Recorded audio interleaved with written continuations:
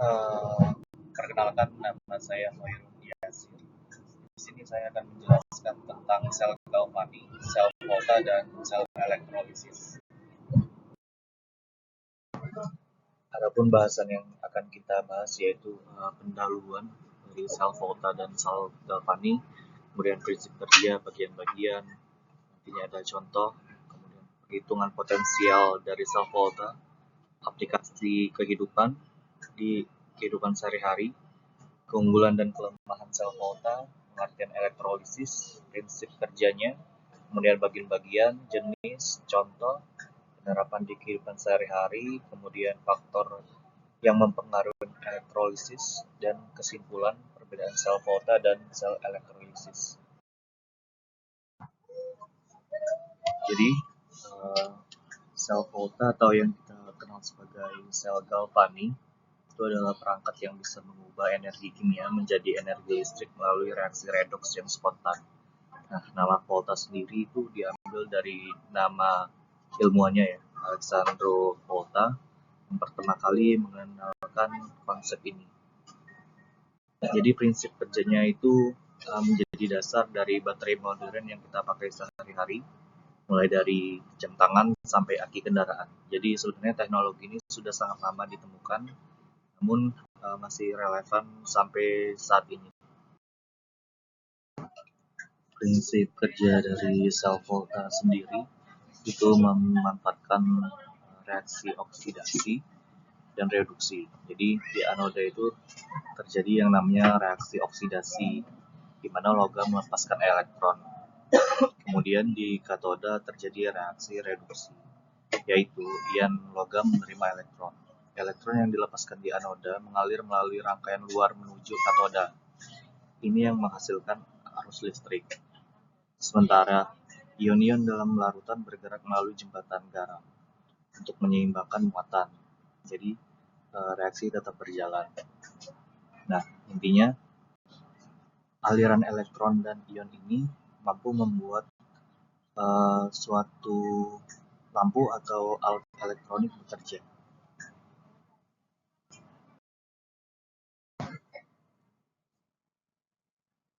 Bagian-bagian dari sel volta itu ada yang namanya anoda, di mana anoda ini adalah tempatnya terjadi oksidasi, yaitu melepaskan elektron.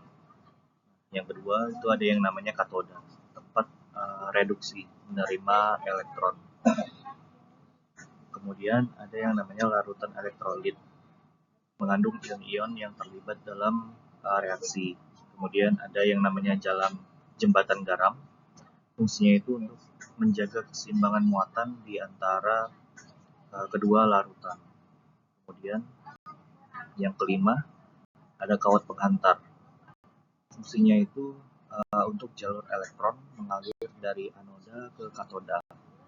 Tanpa salah satu dari komponen ini, aliran listrik tidak akan terbentuk. Selanjutnya itu contoh sel volta. Jadi salah satu contoh sel volta yang paling banyak dikenal adalah sel Daniell yang terdiri dari anoda, kemudian katoda. Anoda ini logam seng Zn, yaitu melepaskan elektron dan merubah menjadi ion seng Zn2+. Kemudian larut di larutan ZnSO4.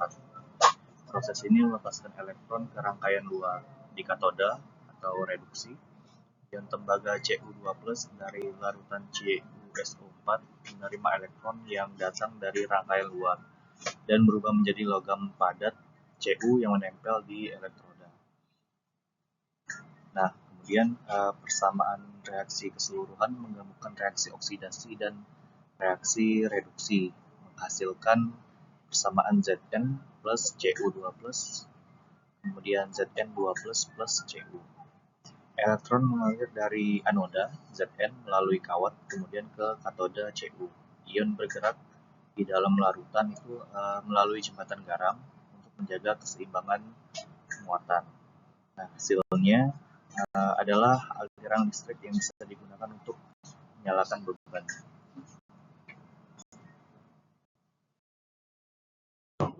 Selanjutnya itu perhitungan potensial sel volta. Jadi potensial sel volta ini dihitung berdasarkan persamaan Nernst atau langsung dari potensial elektrode standar.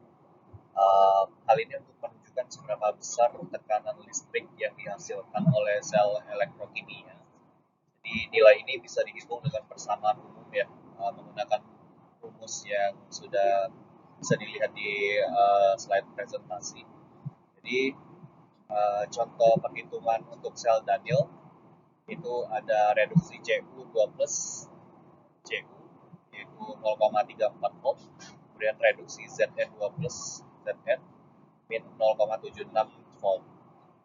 Nah, kita tentukan dulu mana anoda dan katoda.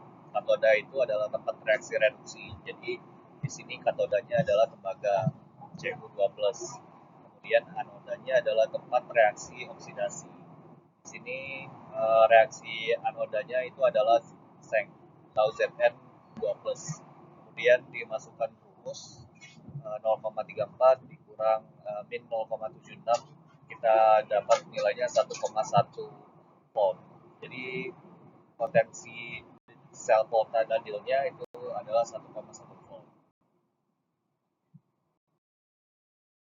Selanjutnya aplikasi sel volta dalam kehidupan sehari-hari terdapat baterai dan aki. Baterai sendiri ada baterai primer dan baterai sekunder, di mana baterai primer itu tidak bisa diisi ulang seperti baterai remote, jam dinding. Kemudian kalau baterai sekunder itu baterai yang bisa diisi ulang seperti aki mobil, kemudian baterai lithium ion yang kita gunakan di HP, laptop, atau kendaraan listrik. Kemudian ada yang namanya sel bahan bakar atau fuel cell. Nah, sel bahan bakar ini sel volta yang terus menghasilkan listrik selama bahan bakarnya masih tersedia. Kemudian ada proteksi katodik. Proteksi katodik sendiri itu metode perlindungan logam dari korosi dengan menjadikan katoda dalam suatu sel volta. Biasanya dipakai di pipa-pipa bawah tanah milik Pertamina atau di kapal, karena memang perannya sangat penting ya mencegah korosi. Selanjutnya itu ada yang namanya biobaterai atau baterai biologis, di mana baterai ini menggunakan reaksi biologis, misalnya dari enzim atau mikroorganisme, untuk menghasilkan listrik. Nah, contohnya itu baterai yang menggunakan enzim untuk mengubah glukosa menjadi listrik sedang dikembangkan untuk perangkat medis seperti pacemaker, microbial fuel cell atau MPC, yang dimana memanfaatkan bakteri untuk menghasilkan listrik dari limbah organik. Keunggulan dan kelemahan sel volta, di mana keunggulannya itu yang pertama adalah sumber energinya portable, kemudian kelemahannya itu tidak bisa diisi ulang untuk sel primer ya, kalau sekunder masih bisa diisi ulang, kemudian mudah digunakan, terus kelemahannya itu daya tahannya terbatas. Selanjutnya keunggulannya efektif untuk perangkat kecil, tapi kelemahannya mengandung bahan yang beracun. Keunggulan selanjutnya itu low maintenance, namun biaya produksinya tinggi. Selanjutnya itu teknologinya terus berkembang, tapi efisiensinya terbatas. Selanjutnya pengertian elektrolisis. Jadi elektrolisis ini adalah proses pemecahan senyawa kimia menjadi unsur-unsur menggunakan arus listrik dalam larutan atau lelehan elektrolit. Jadi komponen utamanya itu terdapat elektrolit, di mana elektrolit ini larutan atau lelehan yang mengandung ion-ion yang bisa bergerak bebas. Kemudian yang kedua itu ada namanya elektroda, di mana tempat terjadinya reaksi redox. Nah, perbedaannya dengan sel volta tadi, kalau misalnya katoda mid itu tempat reduksi atau ion positif mendapatkan elektron, sedangkan anoda plus tempat oksidasi, yaitu ion negatif melepaskan elektron. Sumber arus listrik atau DC itu menyediakan energi untuk memaksa reaksi kimia terjadi.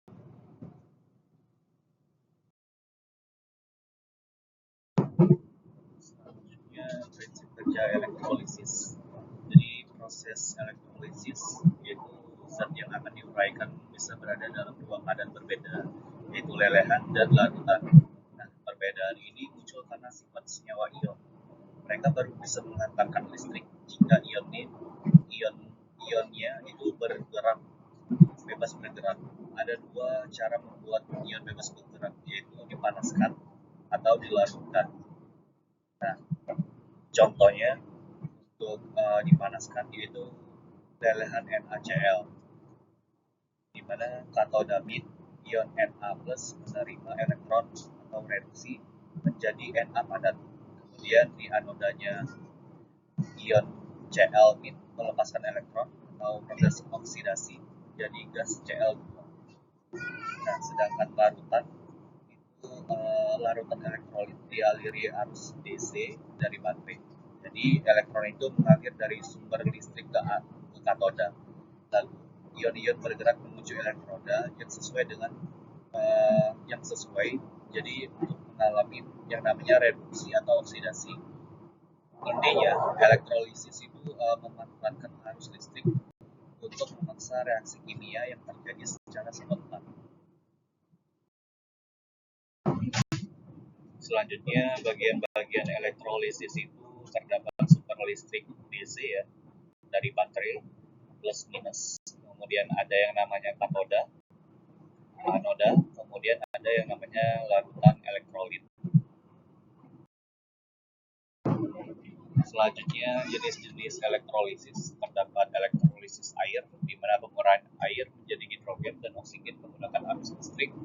Kemudian elektrolisis garam di mana penguraian larutan menjadi komponennya itu menggunakan arus listrik. Elektrolisis logam yaitu penguraian logam menjadi komponen-komponennya menggunakan arus listrik. Elektrolisis zinc juga seperti itu. Lalu ada elektrolisis elektroplating, kemudian elektropolitik. Selanjutnya itu contoh reaksi elektrolisis, di mana kalau elektrolisis air 2H2O menjadi 2H2 plus O2. Kemudian kalau garam itu 2NaCl menjadi 2Na plus Cl2. Selanjutnya elektrolisis larutan tembaga dari reaksi CuSO4 menjadi Cu plus SO4 2-bin. Selanjutnya elektrolisis larutan perak di mana reaksinya itu AgNO3 menjadi Ag plus NO3-bin. Penerapan dalam kehidupan sehari-hari yaitu kalau pengolahan air ini digunakan untuk mengolah air menjadi air minum yang bersih dan sehat. Proses ini dapat menghilangkan kotoran dan polutan dari air. Kemudian ada pengolahan limbah di mana elektrolisis digunakan untuk mengolah limbah menjadi produk yang berguna. Contohnya itu mengubah limbah organik menjadi biogas. Selanjutnya itu pembuatan bahan kimia, di mana elektrolisis itu digunakan untuk memproduksi bahan kimia seperti hidrogen, oksigen, dan klorin. Selanjutnya pengolahan logam, di mana mengolah logam seperti tembaga, dan nikel. Selanjutnya juga ada pengolahan makanan, di mana elektrolisis digunakan untuk mengolah makanan seperti pengolahan susu, pengolahan daging, dan pengolahan sayuran. Ada juga pengolahan minyak, di mana mengolah minyak menjadi produk yang berguna seperti bahan bakar dan pelumas. Kemudian pengolahan udara, di mana elektrolisis itu digunakan untuk mengolah udara menjadi udara yang bersih dan sehat. Selanjutnya pembuatan energi, di mana elektrolisis itu memproduksi energi seperti hidrogen yang dapat digunakan sebagai bahan bakar. Selanjutnya itu adalah apa saja sih faktor yang mempengaruhi elektrolisis. Jadi elektrolisis itu dipengaruhi oleh konsentrasi larutan, suhu, tegangan, dan jenis elektrodanya.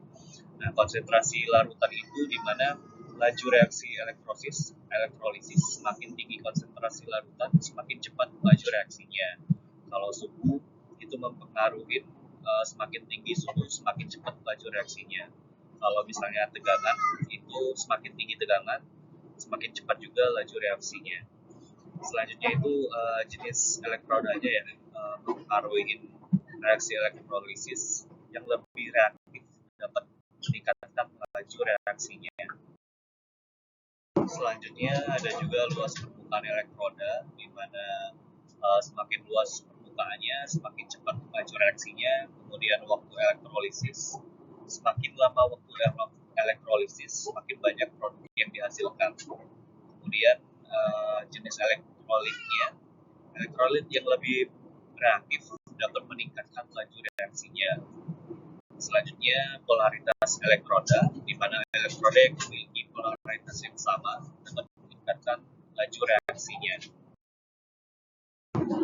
Dan selanjutnya itu kesimpulan ya. Jadi apa sih perbedaan dari sel volta dan elektrolisis? Jadi ini kalau misalnya sel volta itu merupakan sumber arus listrik yang dihasilkan dari reaksi kimia spontan, terdiri dari dua elektroda, anoda dan katoda, yang tercelup dalam larutan elektronik. Reaksi kimia terjadi secara spontan sehingga menghasilkan arus listrik. Contohnya itu seperti baterai dan sel aki. Selanjutnya elektrolisis itu merupakan proses penguraian larutan atau lelehan menjadi komponen-komponennya menggunakan arus listrik. Bedanya kalau misalnya elektrolisis ini kita menggunakan arus listrik masih sama ya, terdapat dua komponen yang utama yaitu anoda dan katoda. Contohnya itu seperti elektrolisis air, elektrolisis larutan garam, atau juga CU. Sekian presentasi dari saya. Apabila ada salah kata dan penjelasan saya mohon maaf. Wabillahi taufiq wal hidayah. Wassalamualaikum warahmatullahi wabarakatuh.